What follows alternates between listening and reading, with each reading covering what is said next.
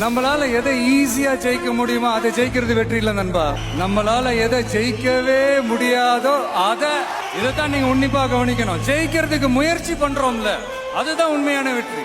உங்களுடைய குறிக்கோள், உங்களுடைய லட்சியம் எல்லாம் பெருசா யோசிங்க, பெருசா கனவு காணுங்க, பெருசா திங்க் பண்ணுங்க.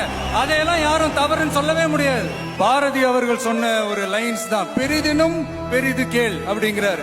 அப்படி இருக்கணும் உங்களுடைய கனவுகள், அப்படி இருக்கணும் உங்களுடைய ஆசைகள், அப்படி இருக்கணும் அதுக்கான உழைப்பு. அப்படி நீங்க டிராவல் பண்ணீங்கன்னா நிச்சயமா நீங்க அடைய வேண்டிய இடத்தை நிச்சயமா அடைவீங்க. ஒவ்வொருத்தருக்கும் ஒவ்வொரு இடம் இருக்கு நண்பா, அது வேற யாருமே ஃபில் பண்ணவே முடியாது. ஆசைகள் இருக்கும், கனவுகள், இதுல என்ன தவறுகள்?